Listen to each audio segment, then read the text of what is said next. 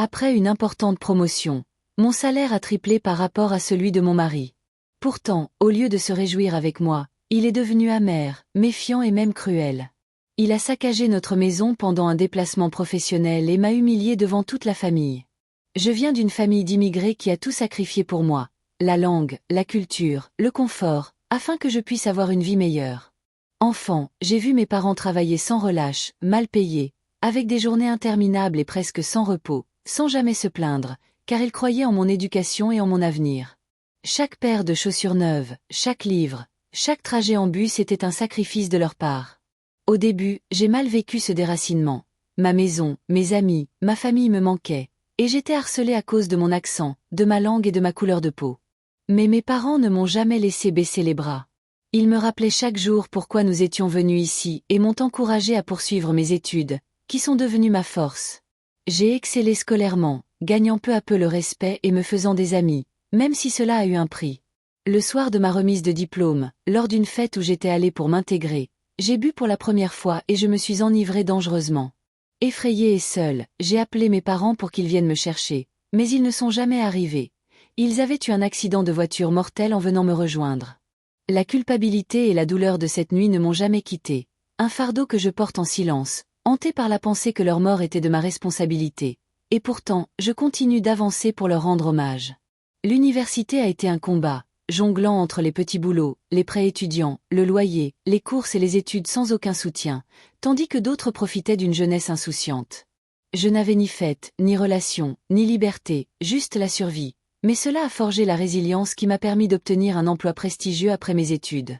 Décrocher ce poste, c'était comme si mes parents étaient encore là, fiers de la vie que leur sacrifice avait rendue possible. Des années plus tard, j'ai rencontré mon mari, lui aussi issu d'un milieu modeste, et nous avons tout de suite sympathisé. Au début, il gagnait plus que moi, et notre vie était équilibrée. Mais à mesure que je progressais dans ma carrière, obtenant des promotions et finissant par tripler son salaire, son comportement changea. Il devint anxieux, distant et rancunier, masquant souvent sa jalousie derrière des plaisanteries et des accusations. Lorsque je lui ai parlé d'un voyage d'affaires offert par l'entreprise, il a tenté de m'en empêcher, m'a accusé de mentir et est devenu possessif.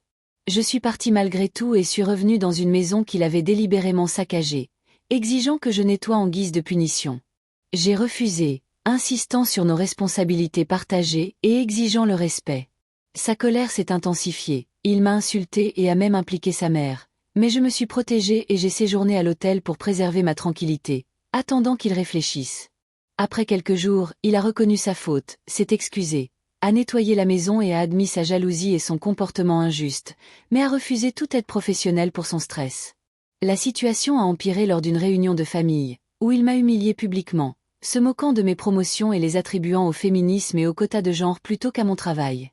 J'ai tenu bon, en soulignant que mon salaire contribuait concrètement au bien-être de notre famille, du paiement des factures à sa nouvelle voiture, en passant par les frais médicaux de son père, et que ma réussite ne devait pas lui faire de l'ombre.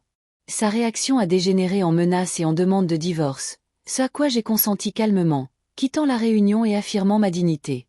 Depuis, j'ai mis fin à toute communication toxique, consulté un avocat et me suis concentré sur ma protection.